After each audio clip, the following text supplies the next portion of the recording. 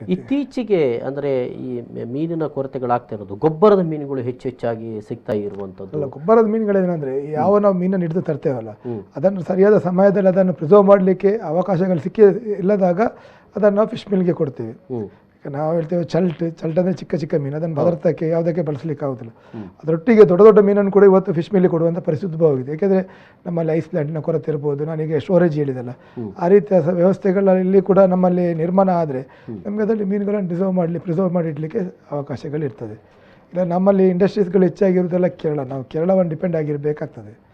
ಅಲ್ಲಿ ಅವ್ರು ಏನು ಮಾಡ್ತಾರೆ, ಮೀನು ಹೆಚ್ಚು ಬಂದಾಗ ಅಲ್ಲಿ ಅವ್ರು ಪರ್ಚೇಸ್ ಮಾಡುವಾಗ ರೇಟ್ನಲ್ಲಿ ನಮಗೆ ಸ್ವಲ್ಪ ಬಾರ್ಗೇನ್ ಮಾಡಿ 100 ರೂಪಾಯಿದ ಮೀನು 50 ರೂಪಾಯಿ ಕೇಳ್ತಾರೆ. ಆಗ ನಮಗೆ ಬೇರೆ ಯಾವುದೇ ಬದಲಿ ವ್ಯವಸ್ಥೆಗಳು ಇರೋದಿಲ್ಲ. ಆಗ ನಾವು ಅವರಿಗೆ ಡಿಪೆಂಡ್ ಆಗಿರಬೇಕಾಗ್ತದೆ. ಅದಷ್ಟೇ ಈಗ KFDCಗೆ ಸರ್ಕಾರ, ಕೇಂದ್ರ ಸರ್ಕಾರ, ರಾಜ್ಯ ಸರ್ಕಾರ ಭಾಳಷ್ಟು ಅನುದಾನವನ್ನು ಕೊಟ್ಟಿದೆ. ಆ ಅನುದಾನದ ಮೂಲಕ ನಿರ್ಮಾಣ ಮಾಡಿದ ಈ ಇಂಡಸ್ಟ್ರಿಗಳನ್ನು ಅವರು ಸ್ವಂತ ನಡೆಸಿದಾಗ ಅದು ಮೀನುಗಾರರಿಗೆ ಪ್ರಯೋಜನ. ಇಲ್ಲದಿದ್ದಲ್ಲಿ ನಮ್ಮ ಈಗ ವಿನಂತಿ ಏನಂದರೆ, ಸಹಕಾರಿ ವ್ಯವಸ್ಥೆ ಅಡಿಯಲ್ಲಿ ಅದನ್ನು ನಡೆಸಲಿಕ್ಕೆ ಕೊಟ್ಟಾಗ ಆಗ ಎಲ್ಲ ಸಹಕಾರಿ ವ್ಯವಸ್ಥೆ, ಯಾಕಂದರೆ ಇವತ್ತು KFDCಗೆ ಮೀನುಗಾರರಿಗೆ ಯಾವುದೇ ಒಂದು ಕೊಂಡಿ ವ್ಯವಸ್ಥೆಗಳು ಇರೋದಿಲ್ಲ. ಅದೊಂದು ಕಂಪನಿ ಆ್ಯಕ್ಟಲ್ಲಿ ಆದ ಒಂದು ಸಂಸ್ಥೆ.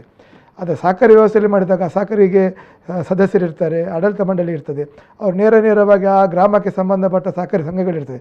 ಅಲ್ಲೇ ಮೀನುಗಾರರಿಗೆ ಅದರಿಂದ ನ್ಯಾಯ ಕೊಡಲಿಕ್ಕೆ ಸಾಧ್ಯವಾಗ್ತದೆ.